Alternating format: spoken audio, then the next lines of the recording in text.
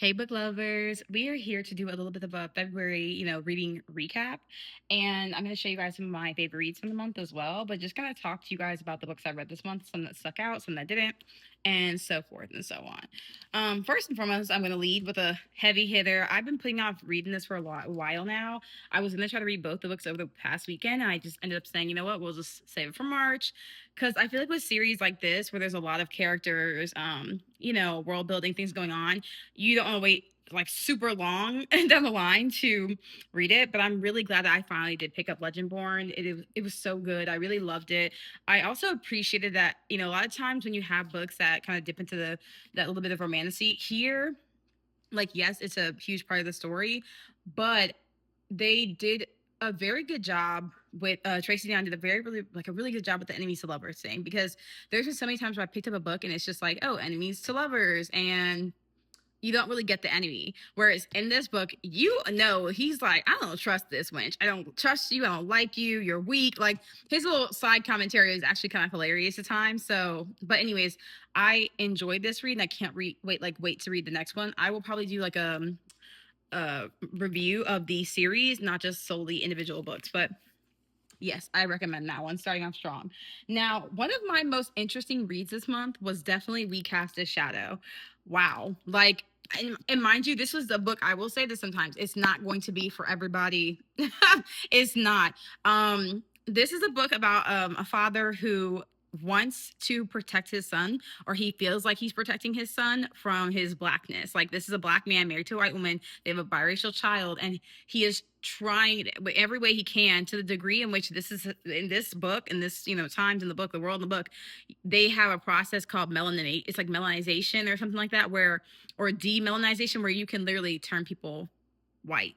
And so he wants his son to do that. Like he cannot be black. He cannot be biracial. Like it can't happen. And it's really a tough read. There's really intimate moments that are really well done.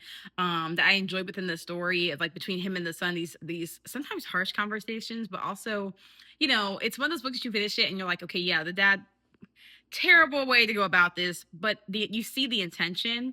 You also see, just that fear that he has because of his own lived experience, and then how he's kind of putting that onto his son, and his son having to kind of coming to his own and making decisions for himself, and then all the things that he's willing to do because he thinks he's protecting him. Really, really interesting read. So I recommend this if you're someone who wants to read something a little bit different, and it is heavy in like what it's talking about, but I do think this is like a necessary read for a multitude of reasons, and it's definitely satirical. And again, that's not going to be for everybody's cup of tea, but I will be thinking about that one for a while. Another book I'll be thinking about, which I had a lot of people telling me to read this book, one person in particular, okay, Miss Sophia, Sophia really was like, hey, you have to read this. She got me onto it. I finally read it, My Soul to Keep. All right. And mind you, I loved Reformatory by the same author, Miss Du. She knows what she's doing. Okay, Miss Du knows what she's doing. So I was looking forward to this. I will say, to me, this book could have been shorter. It could have been shorter because there was a lot of telling in the book. And I think this is kind of a sign to her, like, earlier writing. But I still enjoyed it. And there's so many discussions to be had. You are following, and mind you, at first I thought this was like vampires. It's just African Immortals, which is the name of like the series as well. But you're following David, who is which, mind you, I saw this review by somebody. This is not like to laugh at them, but it did crack me up seeing their review where they were like halfway through the book and they didn't know that David and David are the same person. I thought that was so funny. But anyways, you're following this immortal being who has been turned immortal because someone presented him with the opportunity to do so. And now, this was obviously years ago, because this person had taken of the blood of Christ. So there's a whole lot of religious conversation you can have within these pages, but you're really following this man who has lived all of these lives under and been told under, this brotherhood that they cannot spread this, like, you can't play God, essentially, right? Like, you can't spread immortality. And how women in particular, don't give it to no woman, because then that blood running through her, she could birth a child that's also immortal. And so you've seen him in the book starts off with him in the nursing home and he's killing someone. you can connect the dots on how that what that is. But either way, now he is married to Jessica, and she's a journalist. Which I'm sitting here thinking to myself, if you're an immortal, of all the wenches to hook up with, all the girls out there, of all the grown women to hook up with, why would you pursue a journalist? Like, curious by nature, all up in the business, guy know everything. She's gotta dig down in her brain to solve every little mystery. Jessica annoyed me in this book. So part of the reason I think I gave this 4 stars is because there were some little things that I felt like Jessica really pissed me off reading this book. She really grinded my gears because I was like, girl, I can't stand somebody like making consistently dumb decisions. It's like she never really fully thought about her husband and his age and how he looked, and then it's kind of like this interesting dynamic that they have where of course you're seeing like toxic, and in some ways, I can see how somebody would say it's like an abusive relationship because he's very manipulative, he's very controlling. But I also think a lot of things that I don't see discussed whenever we have a book where there's somebody who's immortal or this like ever living creature, I think there's a lot of conversations that could be had, and I don't feel like they ever go into like too much depth about those, like the width and breadth of like how big of a conversation we could have around immortality. Whereas in here, you're really more so focusing not on him being immortal, but on him processing him being immortal, the lack of regard or care he has for human life, like why it, and really we should be asking his readers like why that is. Look at the life that he's lived, and then also the way that Jessica is kind of grounding him in his humanity and how desperately he's clinging on to that. He's willing to lie to her. He's willing to do whatever he has to do. He's willing to get rid of whoever he has to get rid of to keep his secret, but also to keep Jessica and his daughter close to him. Now, this book will have an ending. I predicted the ending, but I think a lot of people will not see the ending coming, and that makes always for a great read. So I highly recommend My Soul to Keep. I'm going to finish this series, but I think I'm going to dedicate like one a month. So because it was a little bit slow for me, and it does pick up, but pacing wise, sometimes I can't do a slow read. Like, I'm quick to put a slow read down. But this definitely was worth it. And I'm excited to see where we're gonna go in the next one with everything that has happened here. But yeah, My Soul to Keep, immortals, toxic relationships, love, obviously immortality, spirituality, religion, that connecting to like again African spirituality and history and culture, and spirits, like something to tap into. So for sure that one. Here's a book that caught me by surprise. I'm starting to worry about this Black Box of Doom by Jason Pargin. Or Paragon, Pargin, I think it's Pargin. Let me tell you how.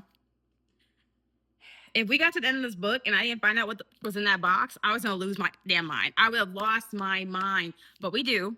Okay, in this book, you're following an Uber driver. He lives at home with his dad, and not that there's nothing wrong with you living at home, but it's just like nothing is going on right in his life, and he's quick to blame like everybody else. And he's a white male. This is important because of the context of the conversations that are being had in the book.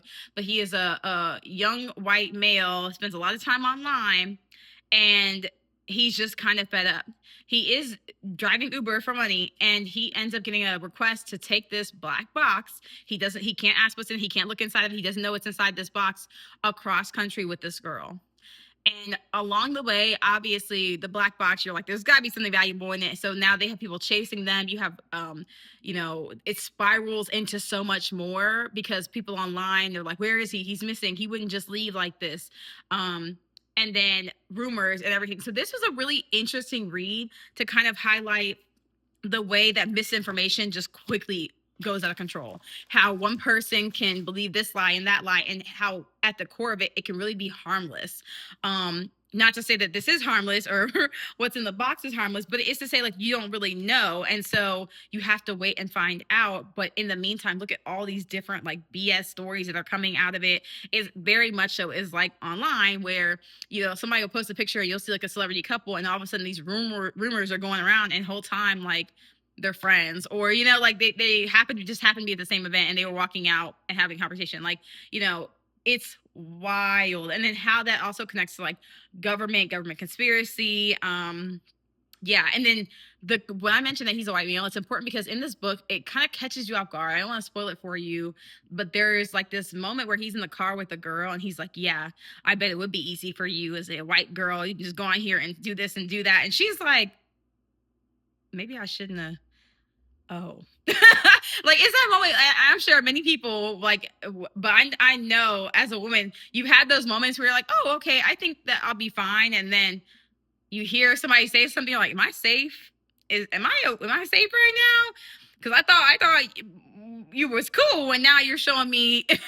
And so I think that Peregrine really good, perfectly captures this kind of level of separation of like thought and action and this dystopian like level of thinking um in this. And then the black box of doom obviously could be the actual black box they're driving or the black box of our screens, our phones, our tablets, our devices. And yeah, so that was a really this was an interesting book, and the energy kind of keeps going. It's moving along. Like you don't ever feel like the book is kind of slow. So that was a fun read that I had been putting off for a while. Now, Girls Will Never Die. I'm gonna post on my Instagram pictures of the poetry books I read. I'll probably wait till like mid-March though, because I'm gonna read a lot more poetry books in between today and mid-March, but I'll include this one in there and I'll have like my favorite poem or two from it. I really enjoyed this as a poetry book. I think it was poetry's hard to describe because it's not for everybody, and like I think that some poems just jump out to you and connect to you more. um I think one thing I was really like taken aback by or enjoyed by this author is the structure of her poems first and foremost, because poetry can be anything. There's people like there can be no rhyme at all in that poem, it's still a poem. um but there was just a lot of conversation here around like girlhood and the way it can be and the way it's taken away, especially because she's writing from she like a line here. It says, "Say I was a girl with more triggers than eyelashes. Say every hand on my body that heard no and remained was a husband to be rid of through a process of paperwork. Say like a good Muslim girl. Say they all were a kind of husband." So there's things like that in this that really stuck out to me. Writing from that particular space and experience. And even this one, which is like one of my favorites, I have it marked here. It's Ode to My Homegirls. That was okay. So if you want to like get into poetry, I definitely recommend reading Girls That Never Die. I love reading poetry in between like longer reads because it's kind of like a refresh or after an audiobook. So that way I'm not too like I get too heavy focused on my audio. It's nice to have a little poetry read in between. That way I can kind of like get back into physically reading because I do a lot of immersive reading. I'm very much pro immersive reading. I think when you immersive read, you can learn how to speed up um your reading rate and like comprehension and all that stuff, and get better at it.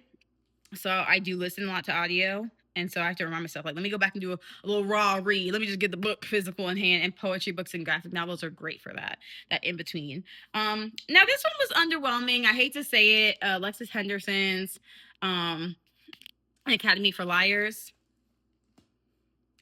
I was just kind of bored. I'm not gonna lie to you. I'm sure that there's lovers of this book. I know there is because I saw reviews and people were like, "Oh, I love this," and I was like, "Oh, okay, I'm excited to check this out." Dark academia, but it was just kind of really boring in the beginning. And I understand world building, but there's still a way to do that and like keep me interested and hooked and excited. For me, this kind of just fell flat. And then also like the whole professor student connection, I wasn't feeling it. So yeah, I kind of like disconnected. There really wasn't any character that not that I need to like see myself in the character, but there wasn't a character that I felt like I really cared about while reading this. And so I was just, it's like I just felt like I was reading it to finish reading it. So I don't really recommend that one, but I do think if you're someone who likes Dark Academia and I do, I still think that the author took on a lot within this book. And so yeah, I would recommend it to somebody else, but not to me. Nah, I wouldn't give that recommendation, but for somebody else, you might love it. Then we have, okay, I didn't actually read this. I got it for my niece because I was like, oh, let's read some poetry. And I love this cover. But The Black of the Berry. I was like, let's read some poetry for the kids. And I didn't read it. My mom read it with her and she liked it.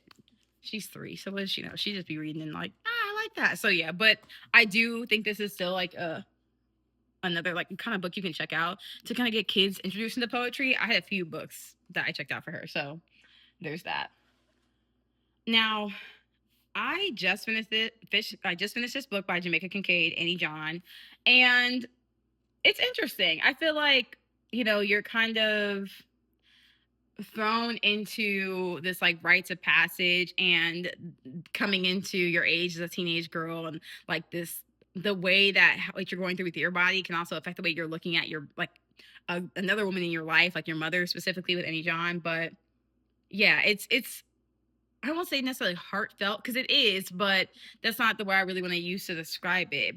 There was definitely moments I felt were entertaining, and like there's this moment in the book where she calls her mom a serpent because she's discovering about going and having your period, and she's like this wench really, like, you did this to me, like kind of a thing. And it definitely makes you like, it feels like this could be all of us. This is like so many people who've gone through this, and we're like, yeah, we know that feeling of feeling like we were betrayed. This is a favorite of mine for the month. It says Black Owned, The Revolutionary Life of the Black Bookstore by Shar Adams. I actually got halfway through this and then went online and add to cart, bought the book. I really love this because when it comes to nonfiction, I think nonfiction can be hard to review or to rate. And so for me, it was more like, did I leave whenever I'm reading nonfiction, especially if it's something you're supposed to be learning from, where you're getting research and information and detail. I always say, okay, how much research was put into it? I think there was so much research put into this book, and did I leave learning something, or did I leave with more information, like an abundance of information? I would say yes. This to me is a great like dip a toe into this conversation. I hope it sparks even more people to dig deeper into this, write more books like this. Even if it's not in the nonfiction space, but like be inspired by this storytelling, because I think you're going to pick this up and you're going to learn so much about Black owned bookstores and just the historic importance of them, how, and this is how this thing's connect back to like reading is political, because not all of us were always able to have access to books to read, to learn to read, to then have access to our writing and be able to support with our dollar to show up and support other Black authors. And I think there's just so well done, so well researched, the ways that she kind of talks about that, the way that the government actively worked against Black bookstores, and just the huge relevance this plays, like it's so relevant to what we're going through right now, but even more so just the value, like how valuable information is, and how we see these book bans now, we see that they're trying to control narratives and change history and rewrite history, and why it is so important for us to preserve that, to keep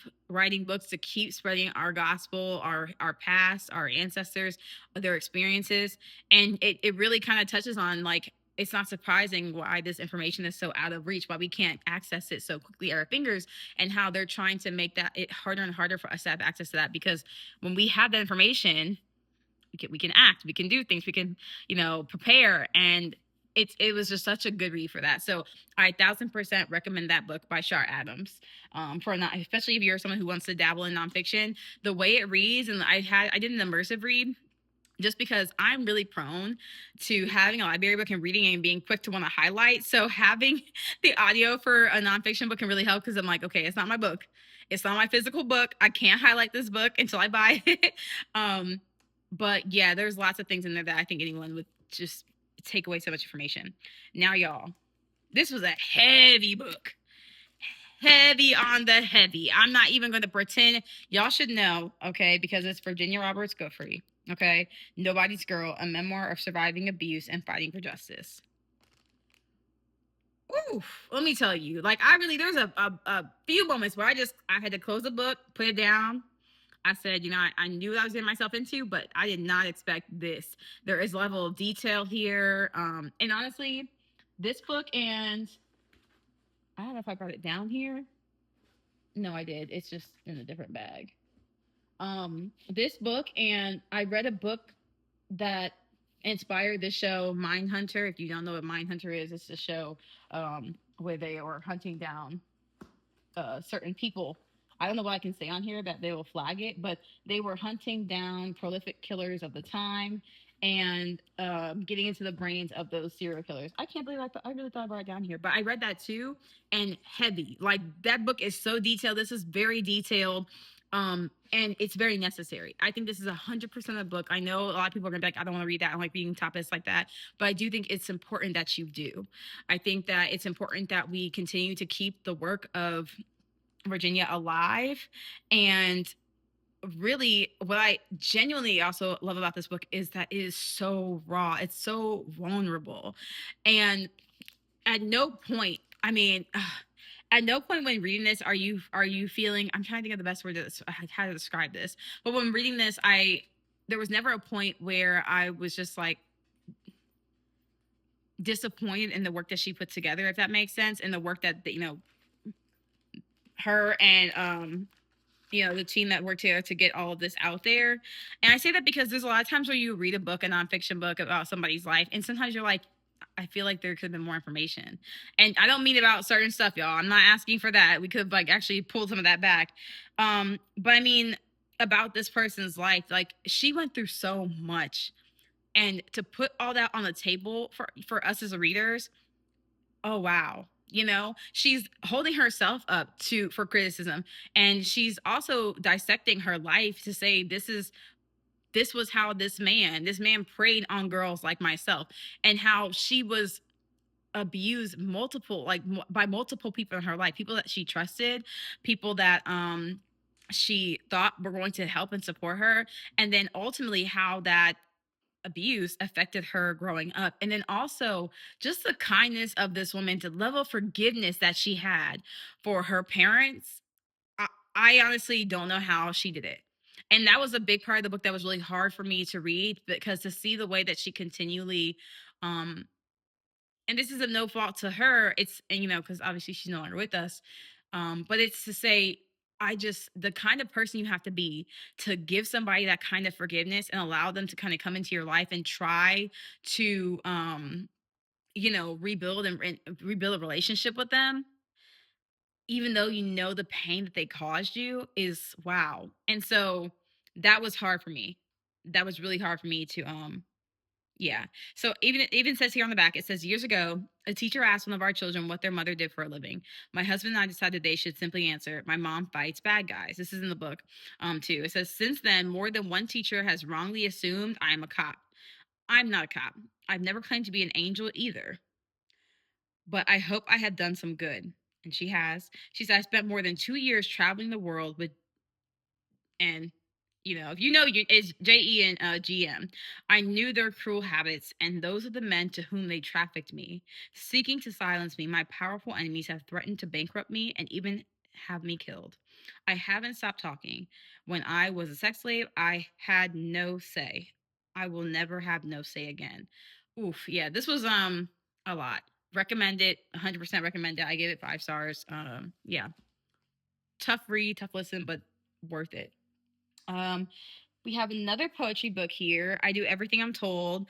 I think I might have given this 3 stars. It was okay for me. Like the poems, I think there was some poems here that really like jumped out at me. I didn't mark them, so that's on me. But there was poems here that really jumped out at me. And when I do my poetry post on Instagram, I'll take one and include it here. But I think overall, there was moments where I was like, I'm not really vibing, not really connecting with the material in a way that I do think a lot of other people would. Okay. Um, but still recommend, like I said, still recommend picking up a poetry book in general. Then we have Half His Age, which I didn't read. I'm gonna read in March. I'm really gonna read this when I finish making this video. This is the next book I have in my queue. I didn't read it. It's in this bag because I was gonna take it back to the library. I was like, oh, it's overdue. Shh. I'm gonna take it back. Oh, I'm getting things in order. But I was like, you know what? No, we're gonna jam this in tonight and take it back tomorrow with the rest of these books. So if you liked it, let me know. I've seen and heard some mixed things about it. Now, How to Commit a Post-Colonial Murder. I had really high expectations for this, and I do think it's a really interesting, like, conversation that's being had that talks about like the effects of colonialism and, obviously post as an after, and the different ways it affects a family of those who are immigrating, those who are, migrating and uplifting their roots, and also taking family in, because you're following these two girls who are obviously living with their parents, and then they're like cousin, uncle, aunt come and move into the house with them. And this then very abusive and dangerous relationship that that their uncle takes advantage of. And I will say, in this book, in this preview for this book, you're meant to kind of think of it as like this like satirical kind of story at first, but then you're like, wait a second, no, this is heavy. So I'm giving people warning because I know a lot of people did not, they felt like it was a little unjust and unfair that they didn't tell anyone that this was a book about SA and these two girls getting assaulted. And you know, the title's like, oh, how to commit a post-mortem murder, ha ha ha. Obviously there's liquid here, so you're like, oh, maybe someone's getting poisoned, I don't know. But I'm preparing you and telling you it's not. I think ultimately this book had a really interesting concept. I think it could have been and should have been longer to kind of go better explain and go more in depth because you're reading this through the lens and perspective of a child, of a young teen. And there was moments where they have like inserted random quizzes and you know, meant, and it's very nostalgic. If you're someone who like grew up in like the 80s, you'll be like, oh, okay, you're gonna get a lot of nostalgia from this book and the little things they mentioned. But like it says like this little quiz here, right? It's like, is he bad for you? One, do you feel loved by your partner? Yes, no, sometimes. Like, you know, the little quizzes you used to see in the magazines. So it was weird to see these. They kind of took me out of the story. So I think I gave it 3 stars, maybe 2.5, 3 stars, something like that. I still think people should read it. It is an interesting book. And I would look forward to reading something else the author writes that's longer. Um, and maybe not the same topic, but also, you know, of the same topic, and just kind of having that discussion is always powerful. Now, I started this and I put it down. I said, maybe I missed something. Maybe I missed something. And clearly I did because I picked this up because I saw it was discussed by a few different people I follow, and I've been trying to do better at reading more romance. And I said, you know, Black History Month, Romance Month, Valentine's Day, I'm gonna try, but I couldn't. The whole, I really again, that's on me because usually I do read descriptions of books, but I said I'm gonna go into this blind. The whole premise of this being that these two people meet at a sex club, and you know, the girl's like, she's a virgin, and then she's like, I'm at a sex club. Already, I'm like, how much disbelief do I have to throw away? Because she goes in the very first night, the book starts off, she's in line at the sex club. The friend doesn't show. The friend that invited her does not show. Blew her off. You go in as me, girl. Just go in as me. Just be confident and act. And here's this little code and the nickname, and they'll let you in. What? And then it's like she's just supposed to be so down for it, like because I'm gonna do it. I don't need to build up all this weight. So she meets this guy. This is like the very first few, you know, the first like chapters of this book, and her and the guy hit it off. They're making out. They're so into each other, and then mind you, he didn't want to be there either. His brother made him go, and now he's about it. And then all of them to get like hot and heavy, and then be like, oh wait, I don't have a condom. Oh, I don't either. You don't have one? When you're going to a sex club, I couldn't. So I had to let it go. It wasn't for me. I do think maybe I might try to revisit it, but I was like, what are we doing? What is going on? Um, then we have Words from My Comrades, A Political History by Tupac Shakur. Okay. This was whoa. Okay, this was whoa. A really thorough look into the life of Tupac Shakur, and not only that, but his influence, his parents, the mom's activism, the dad's activism, like where that kind of, you know, bled into him and inspired him, and the messages he was preaching. But then also kind of the very real other side of Tupac and the cases that he got caught up in, and the situations that kind of both push forward his career and stopped it at some points, and but it's just a lot. I do think that if you like Tupac Shakur, you'll want to pick this up. If you like, you know, anything that goes into hip hop and the history of hip hop and those who make it, those who, you know, were, you know, as we know today, so many people look at him for being a pioneer, of being an original of so much of that sound. And so I feel like this is a dive into that. It's a really interesting look into, again, this whole man, not just a piece of him, this whole man. Which also brings me to, got caught. Fela. Music is the Weapon, a graphic novel. This is probably one of my favorite books I've ever been gifted. I just read it, but when I tell you I don't get gifted graphic novels a lot. This So good. Let me give you a little taste of the illustration, okay? I love this illustration. Oh, it's so cool. I'm trying to make sure I don't show no hold on because there's some scenes in here. Want to make sure I'm not showing nothing that they're gonna take down, but the illustration is so wicked. It's just literally so cool. I mean, you go through like these kind of vivid scenes as well as like them in the present, and you're following Phila's life, the life of him, the journey of his music, how his music came to be, um, through the very real interactions that he had with different people. And sorry, ignore the dog. Whenever the ring things goes off, he's this is what he does. Um, but anyways, yeah, so you're following again, you're really getting into the whole of this man because there's moments here I was like, why would ooh, he said that? And they address it in the back of the book and in the beginning. They're telling you like this is like this person, you could tell they have a lot of care and love and research and detail put into bringing this story to life. From the way that they the detail and the just power of the illustration, but also of the storytelling, you can tell they really appreciated what this man did for music.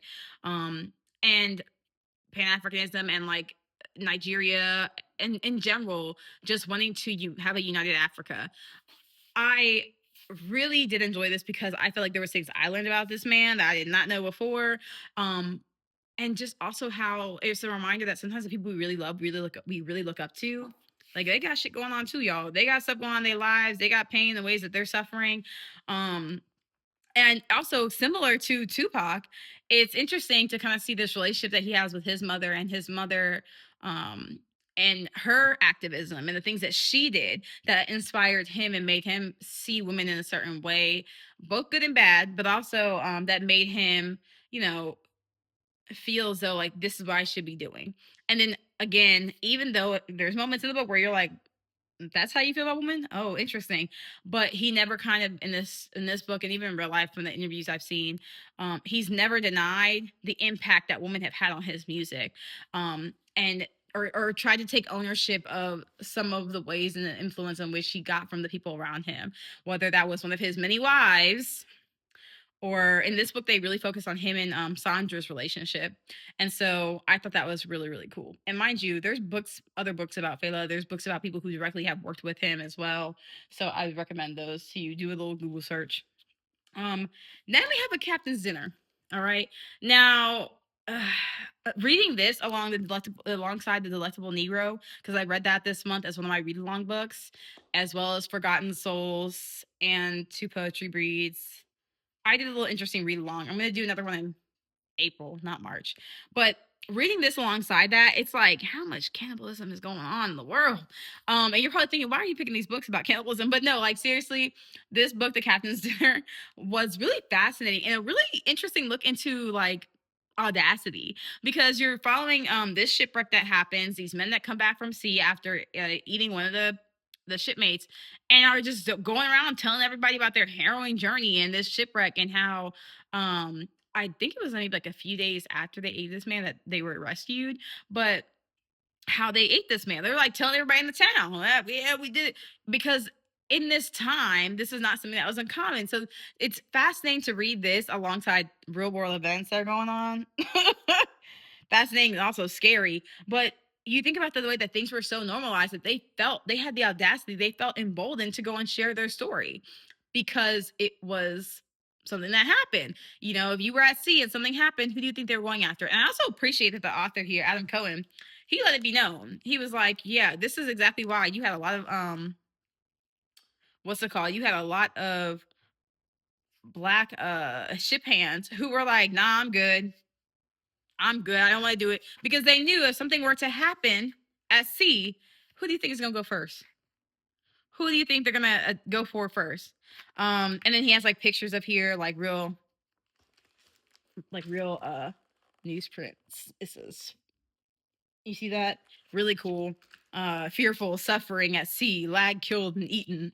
But yeah, I mean, they were just shocked when they were like, no, we gonna put y'all up for trial and y'all gonna have to pay the price. And they were like, and then you have people on both sides, people who said, well, that's not right, you know, that's not that uncommon for what's it called, not uncommon for men at sea and things and situations that happen at sea. But then you have people who said this man was sick, He wasn't dead. He was sick, and y'all killed him. You guys killed him to eat him to survive. Y'all are murderers. Like, you don't know what y'all did. But yes, I thought this was an interesting read again alongside the other reads that I was reading. It also reads like tea, like and not to say sorry, this family. This is back in the day, way back in the time, 1884. But you know, it says again, 4 men in the lifeboat, 2 weeks without food, one impossible choice that would reshape the boundaries between survival and murder. It's just interesting to look into the case again, the audacity, the way certain things are, like I said, were normalized behaviors, action, crimes, and how again this changed legal history and the conversation around that. So that was a fascinating read just for like a random tidbit of history. So if you're someone who likes nonfiction, kind of wants to die like something random, I would recommend The Captain's Dinner because you'll be bored reading it, and that's important. Now, then we have Blood Like Mine. I also have Blood Like Ours, which I'm going to read tonight as well. I know it sounds like a tall order considering, but I'm going to read both of those books. um, the Jeanette McCurdy's book, and then also this one because I read Blood Like Mine first. And I think I gave this 4 stars. I like this read, but one thing I cannot stand in a book or a TV show or a movie, I can't stand like a dog with a bone ass cop. I can't stand when the cop is just like, he's got to get to the bottom of this, and he's got it. I cannot. It irks my soul. Oh, it grinds my gears so much. I'm like, dude, let it up.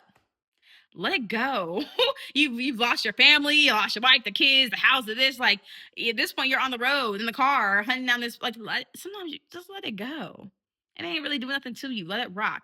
Um, so there's that. But really, Blood Like Mine, you're following the story of a mother and daughter. This mother will do anything to protect her daughter, and I really like how they really explain to you like how this happened to her daughter, and how it wasn't something that she asked for. She was attacked, and kind of how the roles ended up reversing the way how this mother is willing to do anything to protect this daughter. And sometimes you're like, should she do this? It's questionable. She's changing. She is aware that her daughter may not always be able to. She's riding this like thin line of like monster and human, and her humanity's being kind of tested and pulled. But then how the daughter has to protect the mom. And so, obviously, if you start to read this one and there's another one after it, you can kind of gauge where the story is going, especially because like it goes from Blood Like Mine to Blood Like Ours. Okay, so spoiler, not really a spoiler, but I do look forward to reading this. I think at first I was being a little critical of it, but when I kind of sat and like reflected, I said, you know what? I enjoy that, especially because I feel like nowadays you read so many books. There's so many like domestic thrillers, domestic horror. Talks about like moms not wanting to be moms, or and not to say there's not truth in that statement, but I think sometimes it can feel like repetitive, and this felt kind of new. It also says trilogy. I just opened this up and it said, oh, the Blood trilogy, Blood Like Mine, Blood Like Ours. What's next? Blood Like Theirs? Are they turning the world? I don't know. So now I'm really like, so I am gonna finish this up and read this and then take it back to the library tomorrow. Okay. These are two. I was gonna read this series. I just decided not to. I ultimately was like, I don't think so. It's the Midwife's Tale and the Harlot's Tale, of Midwife Mystery.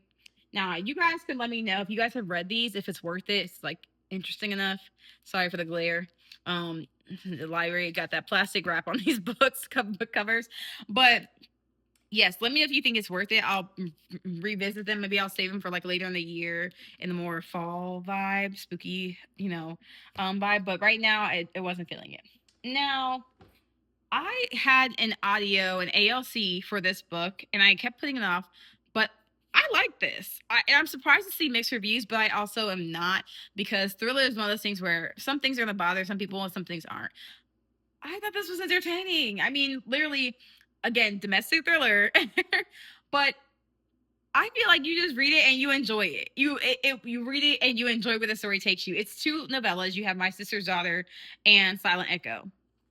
So there's definitely moments in here where I was like, I really thought something else was going on, and then it brought me to a whole different ending.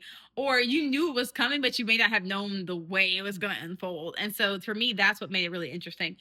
So it says, in My Sister's Daughter, Ashley Bowers hopes her recently orphaned 13-year-old niece, Serena, will blend seamlessly into her own family. Like, girl, come on now. once they've all had time to mourn. But as because the her mom was taken out, she was killed. But as days become weeks, a series of troubling occurrences turn the once peaceful Bowers home into a maelstrom of accusation, denial, and fear. Is Serena simply acting out after the tragic loss of both her parents, or is something far more dangerous happening? And so, mind you, I really love the book Baby Teeth. I think you say the name Zoe Sage or Stage. Um, I ate that up. The whole concept of the child being kind of evil, I eat that up. But evil not just in the sense like, oh no, my baby, they're turning.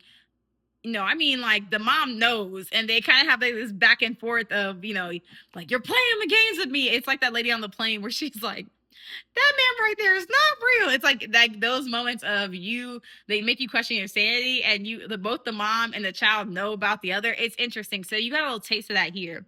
But I can't tell you more about that because I'll spoil it. It says then another one. The other story is a year after the death of her 4-year-old son. Charlotte Fleming is sleepwalking through life. Then she sees something that jolts her awake. Sebastian, alive and well, in a stranger's social media post. As Charlotte obsessively searches for further indication that her son's accident was not what it seemed, she begins to suspect not only didn't he die, he was taken. And unearthing the perpetrator could shatter her world all over again. Yeah. That one, I was like, you easily kind of click what happened, but the ride that you go on, she want that boy back, y'all. She was like, I know it's him. I know he's alive. And then another one of those like kind of like domestic thrillers where it's not necessarily the thrillers inside the house, but there is something on. It is a lot, but yeah. Yeah, check that one out. So again, this is like a quick read. There's 2 novellas in this this little book. The audio was really fun, and I just just put it on, listen to the book or read it, and I'm pretty sure you could just knock this out in a day. It's entertaining. Okay. I have this graphic novel here which I didn't read. I think I just literally left this in my book bag, the library bag that I have, the big old tote, and I never picked it back up. But I might squeeze that in tomorrow morning before I go to the library since it's not too long. Then we have Her One Regret. Again, like I said, domestic thriller. It was just okay. People are like, it's a lively fast. I didn't feel like it was that fast. I think it was really predictable. And you're meant to have this larger conversation around who wants to be a mom and who doesn't, and the fear of being able to come out and vocally say that. I'm not a mom, so I can attest to the conversations that that are being had. But I have lots of mom friends. I have people around me that are moms. I have a mother. I have a sister who's a mother, and I do feel like I'm happy that nowadays there is more room and space to have honest conversations about motherhood, whereas that may not have been a thing. So reading this, I kind of felt like, where are we, back in the 50s, where yes, obviously motherhood is still glorified. It's still, sometimes you engage with people online, you see they're making it seem like it's just the best ever and it's so easy, and it's like, of course it's not easy, and of course there are days where you don't want to do it, but you do it because you love your child, you know what I mean? And so here you're kind of seeing different women processing that feeling of, one, from a place of like friendship, of being like, oh my gosh, but I love my kid, how can you not, like, how can you have this? And it's also essentially postpartum depression turned into a thriller. So this is okay. It was okay. I didn't love it, I didn't hate it, but I just felt like seen it before, you know and it, not in a way that I was like, whoa, really riveted, but in a way where you're like, you kind of clock the T, and you're like, okay. Race book, a nonfiction, which is like talking about being on, it's really a chronically online, but obviously a conversation as well around race and occupying certain spaces and the things that come onto you. It says, from the author of Hugo and NAACP Image Awards finalist Riot Baby, an original memoir and essays that interrogates how the relationship between race and the internet has evolved over 3 decades online. I mean, that's essentially what you're reading. And I will say, there was moments here where I cracked up, moments, especially me being a Black woman who's online. and this is a moment where I was literally reading this. I was like, yo, so we all had the same experience, huh? Like, oh, we both went through that. that moments that really like jumped out to me and that were really memorable in this book. So I recommend it. Again, this is the kind of nonfiction book where I would say read it if you're wanting to read something different that also is just a hooked read. Like you'll be hooked by this. And I think there's not enough credit given to nonfiction reads that have that tone that doesn't make you feel like you're drowning information, doesn't make you feel like, you know, you are, because that is a huge turnoff for a lot of readers, I recognize, is nonfiction reads that sound like, you know, textbooks. And I think we need to give more praise to the ones that make it entertaining. You know, reading these essays, I felt like I'm having a conversation. I'm listening to a friend. So there's that. And then we have again the books that I had for the read along. We had Forgotten Souls. I think this is a really interesting. No, I won't say interesting. I say interesting all the time, but I think that this was a really necessary dive into again the forgotten souls of, you know, these lost Tuskegee Airmen, and it's just a reminder of the really the lasting impact of war and how there is so many people out there who will never get home. There are so many people out there who will never be able to be reunited with their loved ones. And there's moments where it kind of felt repetitive, but necessarily so. It's showing you that again, like time after time after time, these families are trying to find their loved ones and they can't and they don't. And there's no justice for it. So I enjoyed it for that. I definitely would recommend it. I think it's cool. It's gonna be a nice little addition to my library. It's gifted copy. So I can't complain. But yeah, I think if it's just in general something where you might not have known this was happening or known about it, or you know, people always focus on like, oh, the Tuskegee Airmen, and then there's, you know, this or there's that, these important moments of history from it, but forget again these other amazing men and people that were part of this that are being forgotten because they weren't part of this or part of that. So yeah, recommend it for that. Then we have Mama Came Calling, which was a graphic novel, YA, because if this was an adult one, I think they would to take a lot more risk. I actually liked the illustration and artwork of this as well. I thought it was pretty fun. But I think from the story point, I think they kind of dipped a toe in something and could have gone further in because they are talking about like gator bait and how, you know, in history, I don't know if you guys have ever seen this, but they have like the ads where they were talking about like feeding you know, black children to alligators. And, you know, all this is in like the Everglades, like, you know, swamp backwoods of like Louisiana and Florida energy. And, you know, here you're following Kira, and you know she's kind of got her own history with this man called the Alligator Man. She had an experience with him when she was younger, and she swears it was her dad. That her dad is the reason her mom is no longer with them. So she ends up taking over the working for the group home that her mom was known for helping kids, and she's working there. But now all these kind of things are coming back up because her dad is trying to get in contact with her. He stays by the fact that he was innocent. He's trying to, you know, build that bridge with her, and then he ends up gone, and the alligator man is showing his face again, and so you end up kind of finding out more about the alligator man, the history of like why is this alligator man after Kira. It's interesting, you know, and she's like there's another guy that works there, like she's kind of talking flirting with him, but he also might be there for his own nefarious reasons or not. For that, I do think it's worth the read. I think it's worth checking out. I like I said, love the illustration. I think it's a beautiful. I mean, look at that cover. That's sick. Ugh. I would recommend reading it, but for me, I think I was expecting something a little bit scarier. And obviously, there's different levels of horror and things that scare us. What scares someone else might not scare me. But I quickly had to recognize this is YA. This is YA. Give it the grace. It is YA.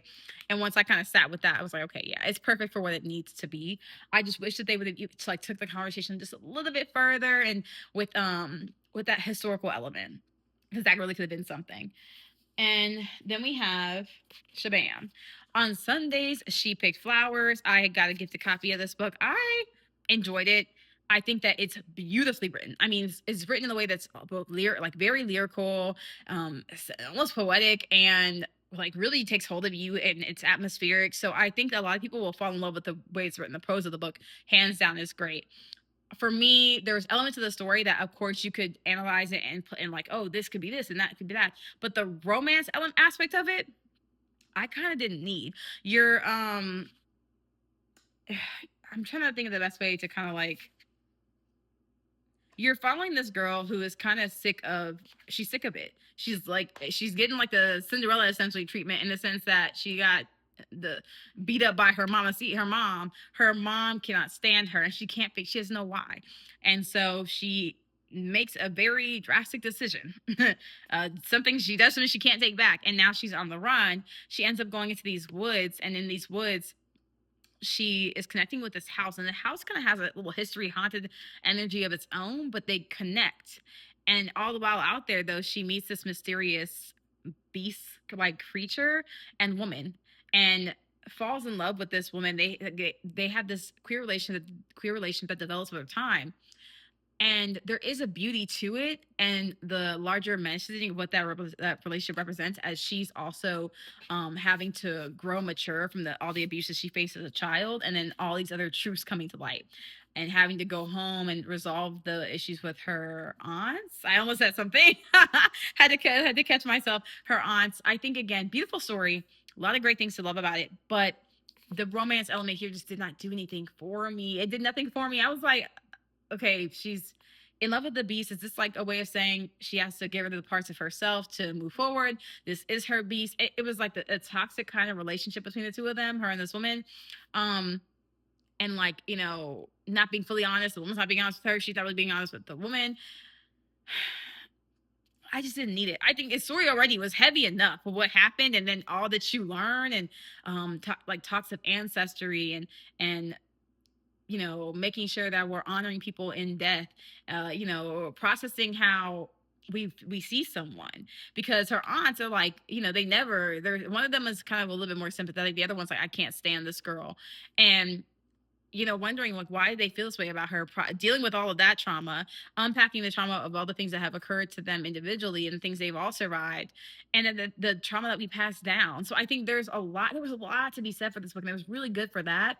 But the romance element did kind of throw me. It didn't add to the story the way I wanted it to, and I think I would have really loved it had they focused a little bit more on the house and the house's power and the haunted. Like, that would have been, I think, a little bit more in that direction. But overall, I still recommend this read. I'm definitely going to give you that Southern Gothic vibe, like a Southern Gothic queer, a little bit of like a magic realism, but again, heavy in some of the other conversations of the book. So tread lightly, but still pick it up. Pick it up. And I'm losing daylight. Oh no. It's like getting darker and darker. The image is getting less and less clear. And sorry. I was like, oh my gosh, the sun is setting. Okay, so last but not least, well, actually, no, I did some audiobooks like The Trembling Hand. I did as a immersive read. I did a video on that all by itself. It's on my Instagram page. You can check it out. That book was amazing. It was absolutely amazing. The Trembling Hand. I recommend that. That was my first read of the month. One of my favorite audiobooks, too, actually, from this month. I love the movie The Birds, and I had never read the book. I thought I did. I didn't. That audiobook, the full cast one, it was like listening to the movie. They got birds squawking in the background. They got people running. They got the sound. Oh, it was so damn good. If you want a good audiobook experience and you're looking for like a quick read, The Birds. Alfred Hitchcock's The Birds. Well, that's the movie, but you know what I mean? Like, read The Birds. It's not, read The Birds, okay? It's so good. And then hashtag Crime Time by Geneva Rose. And I'm pretty sure it's her and her husband.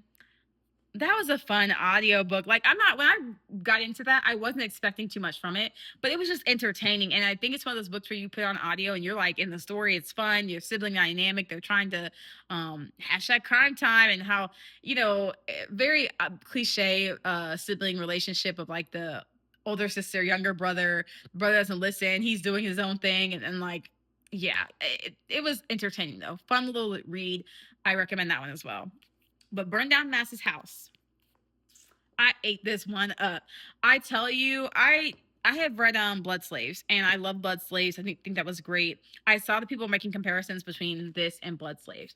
I would not. I wouldn't make too many comparisons, because yes, with Blood Slaves, and you're both in this book, you're both talking about like a rebellion of sorts, a revolution of sorts. But this is different. One, this is directly inspired by real life occurrences that many of us and many people probably, don't even know about. And then two, hold on, let me see if I can make it brighter here. I'm like sitting awkwardly and I'm wearing these old sweatpants. Look at that. When you do it, let there be light. um, yes, and burn down. Now it's like really bright. In burn down Master's house, you are you're in these stories where it's like the author, and kudos to Clay Kane. He wants to give this resolution. He wants to end this story out for these, like, I mean, kind of forgotten souls, like the other book, but like these, forgotten pieces of history that we don't often hear about. Because, of course, while they'll tell you about slavery, they're not always going to teach you about those who revolted and the revolutions that were led, whether they were small or not, and how community played a part in that, but also how it may have been one person who sparked this flame, and that flame continues to burn and burn and burn as it's burned down the Master's house. So this book was just so well done, and a big reason why I loved it was the way it's told. You're getting 4 interconnected stories. I think it's 4. Hold on. I think it's 4 chapters. You're getting 4 interconnected stories, and all kind of connecting back to that first one, and how, again, that one act can inspire, can be passed down the same way that trauma is, the same way that pain is.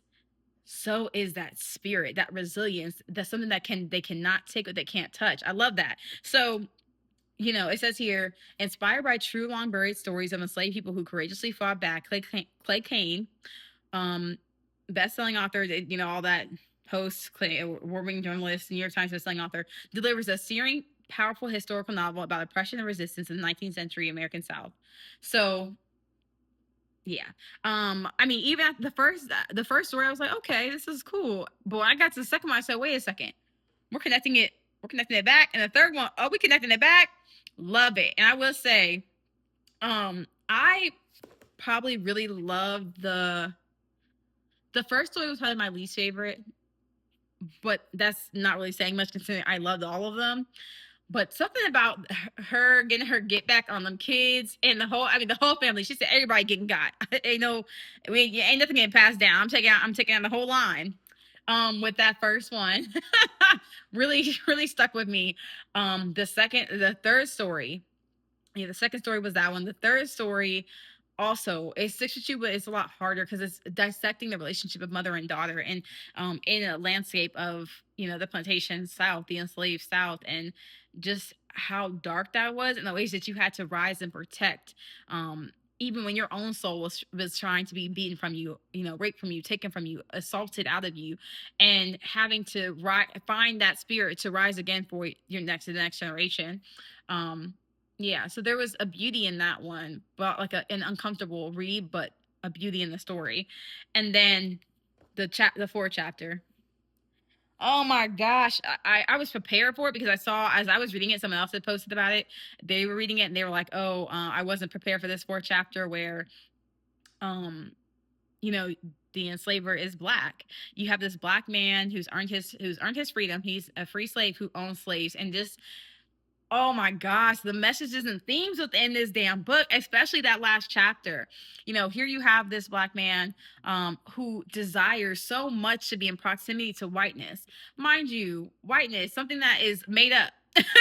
Something that even there is white people who can't reach the level of whiteness that they aspire to. And you have this black man who is literally more violent than he prides himself on being more violent than the white enslaver, because he figures out, like I said, put him in proximity to being respected by those white people.